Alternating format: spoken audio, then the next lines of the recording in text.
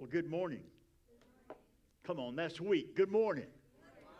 Now, y'all need to understand something. I got ADDDH, and I'm easily distracted. The thing that gets me distracted is when people snore. I don't care if you sleep, but if you snore, that's going to cause me issues. Hey, do me a favor. You don't know me, and I don't know you, so you're going to help me get to know you.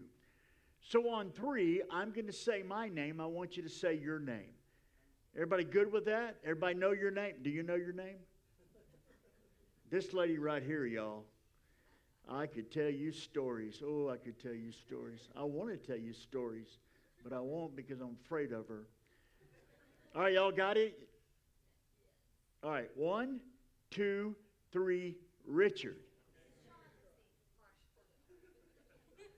Listen, it wasn't supposed to be a round. We all do it together. Let's try it again. I'll say Richard. You say your name on 3. 1, 2, 3, Richard. Man, I'm good to know you guys, man. You got some crazy names. Joe Mama, Joe Daddy. I'm telling you. We're going to have a good time today, y'all. Evelyn, thank you. Man, the first time, my dog doesn't even sing that good. And he can sing, or she can sing sometimes when she wants out. I got to tell you, I get nervous when I go to new churches. And we're going to be doing that a lot in our retirement years. And God certainly used what happened on July 4th, maybe to expedite what we're doing right now. I'm going to be going down to a church in Kerrville that has been the center point of relief efforts on the Guadalupe. And I wish I had time to tell you how we got connected. But God's just doing that. And it all happened really because of 38 years ago. But I do get nervous in churches because I don't know you and you don't know me, and probably in the next first 5 minutes you've already judged. How can somebody that ugly marry somebody that beautiful? I'm just telling you. I can tell by your judgmental looks. I've been to a lot of Baptist churches. But here's the deal. I do get nervous. And it reminds me of the time we started ministry in a little town called Lake Wales, Florida. If you don't know where Lake Wales is, go about 60 miles south of Orlando. And we were there, and Leonda was pregnant with our only daughter, Brooke. And in that little hospital, in that little town, it's back in the days when men did not go into the delivery room. Can I get a witness on that? Now they take cameras, they do documentaries. This is the weirdest thing in the world. But there was a waiting room. And so they put us in this little room. Leonda was in labor for how many hours? 29 hours. I still have the indentions on my fingers for the first 12. But they put us in this little room when it was time for Brooke to be born, like they did. And there was some men in there. And now my favorite team growing up was the Minnesota Twins. And on that team was a guy named Rod Carew. Now, Rod Carew is now in the Hall of Fame, a phenomenal baseball player. And in the spring, in the summer, and in the winter, they would come down to Florida to train because it's much warmer there. And so we're in this room, and I look around, and there is Rod Carew, one of my most favorite baseball players in the whole world, sitting in that waiting area for soon-to-be dads. And they come in and they say, Mr. Carew, congratulations. Your wife just gave birth to twins. And he said, that is so weird. I play for the Minnesota Twins. And he left. And it wasn't long, 15 so minutes, they came and got a guy and they called his name. And they said, hey, congratulations. Your wife just gave birth to triplets. He said, that's crazy. I work for the 3M company.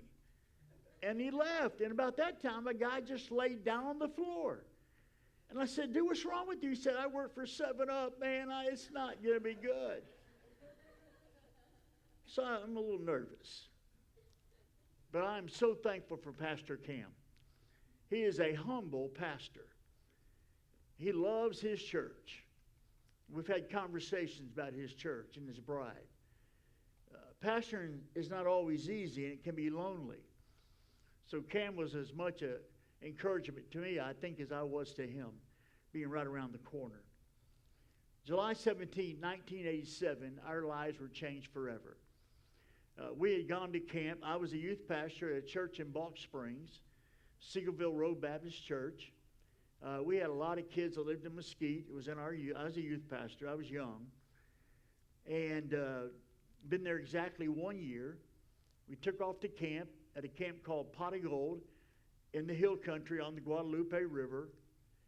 And we had a great week at camp. We took 39 students and 4 adults. The year before, they took 13. Our group grew in 6 months from 13 to 100 students.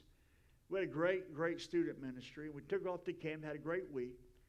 And on Friday, what usually happened was they would get you up, or you would get up and you would go to breakfast, and then you would go to the last chapel and get all your trophies and all your awards. Just have one last time of guys and girls exchanging digits. That was before phones. You got them on a piece of paper. You remember those days? I wish there was those days again. It sure seemed simpler, didn't it? Here's the thing. On that morning, we didn't do that. They got us up early. They got Leonda's cabin up early. They got our cabin up early. And they said, we're going to leave camp. It's a matter of urgency. And we're going to be in a caravan, and we're going to leave together, and we're going to take an evacuation route. Now, Leonda had been going to that camp since she was a teenager, and they never even knew there was an evacuation route. But on that day, we loaded up and we had a bus and a van. We got in a caravan, and to keep a story short, we were moved twice. We were the second bus in line, but when it was all over, we were the next to last group in the caravan. And so we began to get in that caravan, and we began to head out of camp. Now, our camp was up. We went down, and we were going to make a turn. I saw the bus, and I was driving the bus. I saw the bus make a turn away from the river, but parallel to the river. It's since been changed. And as we made the turn, the water started rising. Not a whole lot, but it stalled our bus out.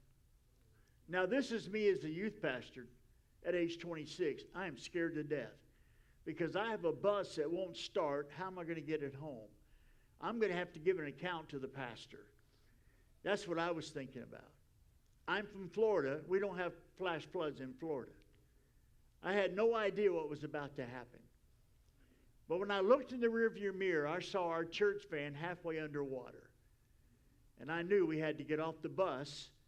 We're going to walk to dry land. And there was a big tree, and that's where most people got to. Before the water went from being knee-deep, within minutes of being 35 feet deep, traveling at 70 miles an hour. Let me just tell you, there were kids in our group that could swim that did not survive, and there were kids that could swim or couldn't swim that survived. It's just where the water took you. And those images you've seen hanging in the trees, that's exactly what happened. And so couldn't hold on to Leonda, and she got to a tree, and she was holding on. She couldn't stay long. She went down the river, and I went down the river. But back then, I weighed about 260 pounds. And so I'm going down the river at 70 miles an hour. And there's a group of kids hanging onto a tree, and one of them yells out. Now, my nickname back then was Whitey. I was a baseball player. And they said, "Oh, no, it's Brother Whitey. He's coming right at us." Imagine a 260-pound man traveling at 70 miles an hour at a group of kids. Got there, got to the branch, held on. It's all we had was a branch. The water's traveling at us at 70 miles an hour. And all you could do was yell when you wanted to communicate. And while we're standing there or holding on to this branch, that bus, that 72-passenger bus, came down the river at our tree. And it hit our tree. And I remember one of our kids said, hey, what are we going to do if that bus hits our tree? And Brother Cam, we didn't have that in our theology classes. What do you do when a 72-passenger bus hits your tree? Here's what I said. I didn't know any better. I said, if the bus hits our tree and takes our tree down, we'll ride the tree down to the end of the river. Man, was I stupid. But I'd never been in a flash flood. And it did hit our tree, but it was up out of the water like this. And one of our kids, his name was Wesley, had climbed on top of the bus. And the way you were onto the branch of that tree was the way you could move forward. You couldn't trade places. The water was traveling too hard, too fast. And I said, Wesley, you got to climb and get up in the top of that tree because this bus is going to sink. And so I was the next person in line, got up into the tree, got another kid up. His name was Charlie. Charlie was 6'6", sophomore basketball player at our school. And here's what we were able, that bus did sink. So we were able to tie our pants together. Don't get an image of what that must have looked like. But we had a pretty good rope, and we got two more up into the tree, and there were still two people in the water. But they were so far away, we could not get that rope made out of jeans to them. And one of those young ladies let go and went down the river. And she was later found down the river. Matter of fact, her and Leonda went in the ambulance together. But there was another young lady, lived right here in this area. All these kids did, by the way. And she let go. And we saw her get rescued by a Texas DPS helicopter. And we saw her go up, and we saw her go over the trees. But what we did not see is when she fell to her death. Her name was Melanie. But I want you to listen to the very last thing she ever said to anybody at our tree. Over the roar of the water, she said this, if I don't make it, you tell my parents I love them and I'll see them in heaven. That's what you call dying grace. That's what you call somebody who knew what it meant to be saved by the King of Kings and Lord of Lords. Isn't it good to know that Jesus saves us and keeps us until whatever that day is? So we're in the tree, and there's about 5 or 6 of us, and there's a young man, his name is Kevin, and Kevin is crying. Kevin's a sophomore, starting quarterback on our football team. Later went to Liberty University to play baseball.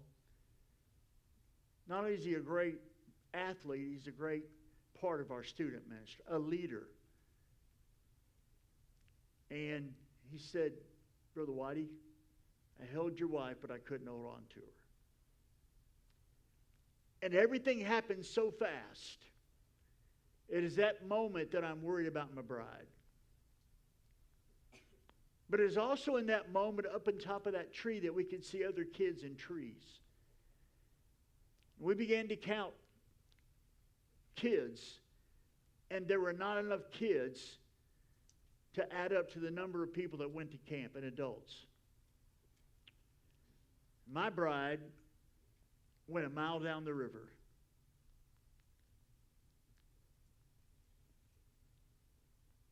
I wish she could tell this part of the story. Is there a mic that she could just talk for a second? Come on, Lou. I want you to just tell that part. Because you need to hear this to help you understand about eternal security when you know your time is up. You got to go ahead. This wasn't planned. Is it okay? Okay. I think y'all need to hear from her today. She's a much better speaker anyway. Yeah. So from the minute that Kevin kind of let go and I kind of let go, you just couldn't control it, and you just went where the water took you, and I couldn't breathe, so I let go, just thinking I was going to grab another branch. And when I let go, the water was just churning and pulling and just pulling under, and just I could feel my body just churning, and I couldn't breathe. I mean, I couldn't get any air, and it's like, you're in a pool and you're stuck and you can't get up and you can't breathe, but it was just a lot worse than that. But so I fought and fought as long as I could, and I fought as hard as I could to get to the top. I mean, that's what you do. You don't want to die. And so I fought as hard as I could, and I finally got to a point where I realized this was it for me, that this is the way I was going to go, and that I was going to drown. And so in that moment, when they say your life flashes before your eyes right before you die, it really is kind of true. I thought about Richard. I thought about our 5-year-old daughter who was thankfully back here. She didn't go with us. And my mind just went all the directions. And finally, when I realized that I wasn't going to make it and gave up, the next thought I had was the next time I wake up, and the next thing I see is going to be heaven.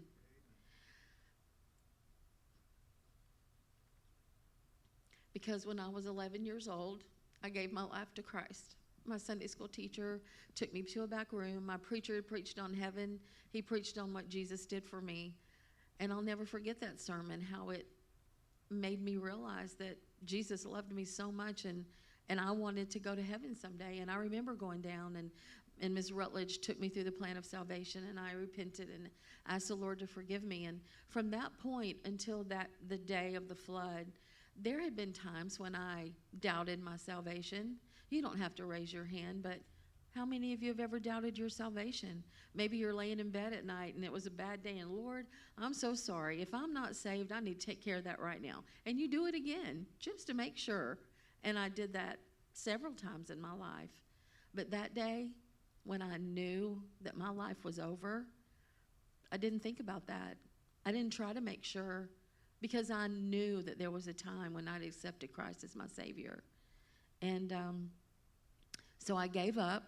And when I gave up, I came to the top, and the water pinned me against some debris. And I was there for a while, and I won't take time to tell all of it. I know we don't need a lot of time, but as I was pinned there against the debris, some men were walking down the river, or running up and down the river trying to find people. And I finally figured out that they were telling me to climb the tree next to me. I was a girly girl. I didn't climb trees. But somehow, and guys, I don't know how I did it, but I climbed that tree. Up out, the water was to here. I'm pinned against the debris, but somehow I lifted myself up and gotten in that tree and found a place to sit until I was rescued. I sat there for, I really don't know how long, but it had to be a couple of hours.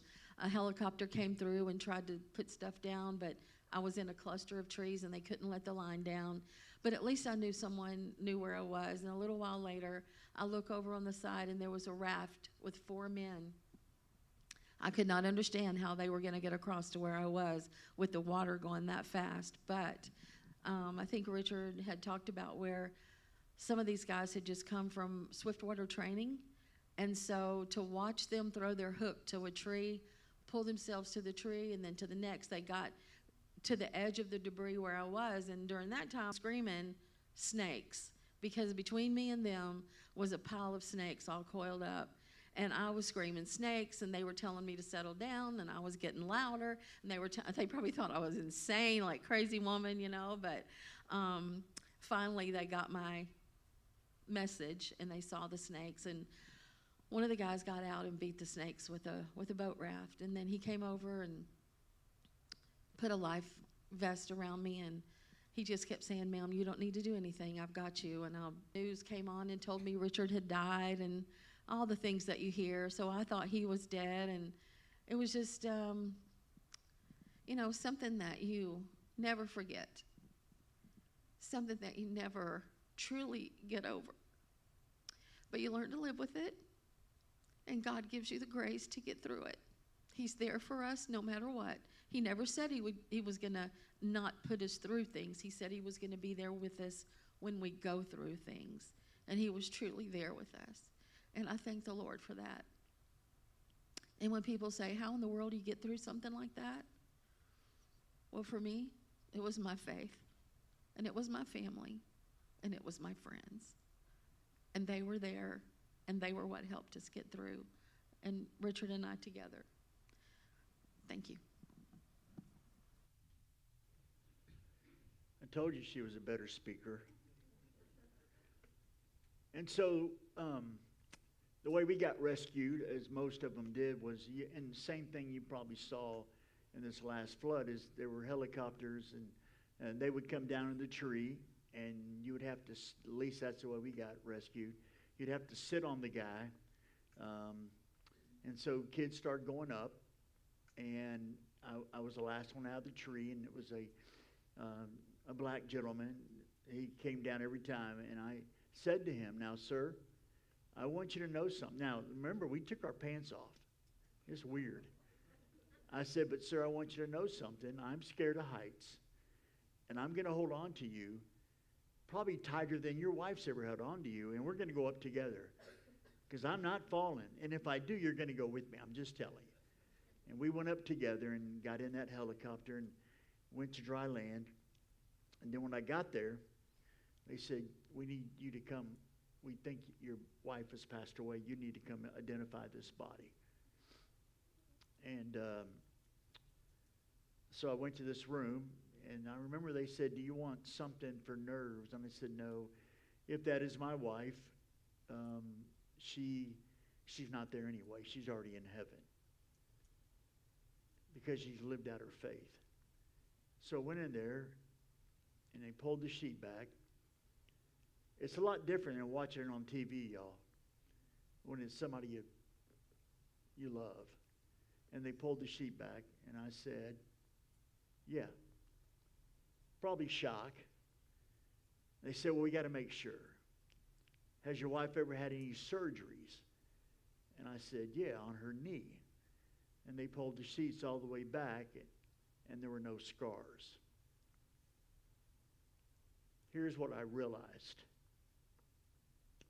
In the moment of joy that it wasn't my bride, it was just pain because it was one of my kids that left this area and wasn't coming home. That young lady was the young lady that fell from the helicopter. Her name was Melanie.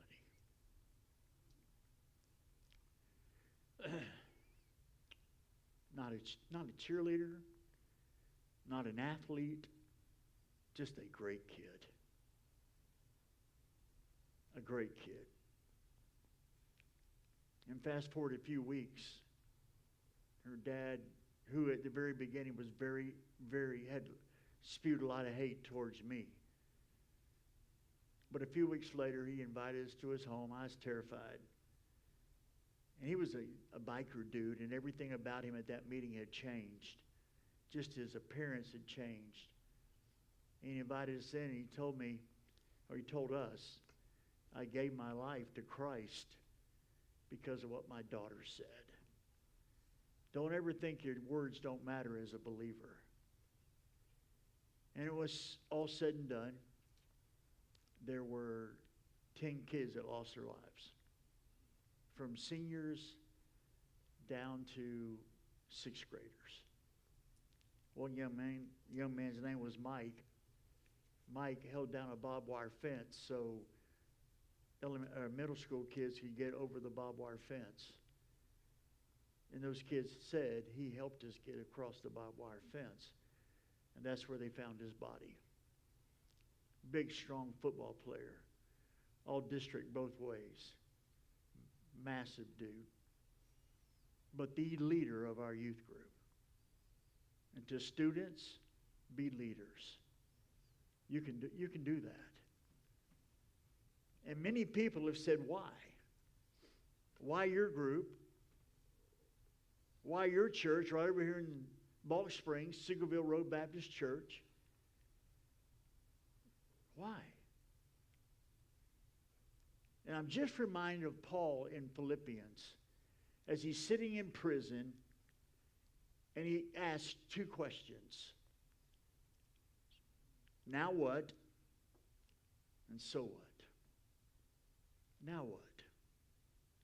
You see, God has used our story from North Dakota down to Orlando, Florida, and all points in between to share this story about the grace of God. I'm going to see those kids again, y'all, because they had testimonies of salvation. And moms and dads, if you're here today and you don't know Jesus, the greatest gift you ever give to your kids is Jesus. And to all the parents, the best gift you give to your kids is living a life that is sold out for Jesus. So they know that my mommy and daddy love Jesus. This last time after this flood, we've been on 13 different media outlets. And one gave me more joy than any other one, and that was CNN. Because it was live. And they couldn't shut down the mic. Couldn't cut it off. And they asked the question, what gets you through it? And I said, it's that I know that I have a Savior who came and died and is resurrected and is coming again on live TV for all those folks to have to hear. Don't ever think you don't have a God story. I wish you could hear all of our God story together. But while she thought I was dead, I thought she was dead. And I can tell you, when I got to that hospital in Kerrville and they shut the curtains, what happened behind those curtains, that's none of your business. But when you both think you're dead, kissing's going to happen. That's all I'm talking about. What are y'all? But I'm telling you, it's a sweet reunion. I can't imagine what it would have been without her. And her not having or our little girl who was 5 at the time, not having a mommy. The why is simple. Because God's sovereign and God has plans. May not like them, but I know my God loves me and knows me and cares about me and has the best for me. And if that means I go to heaven, I go to heaven. That's a better choice, by the way. So I just want to say this to you in closing. The Bible says that greater love hath no man than this, that a man lay down his life for his friends. There's something about the name friendship. And I was excited to come to a place that I felt like we were going to have people that were going to be friendly. Now, those two dudes on the back row back there, I told them, you guys got the best seats in a Baptist church.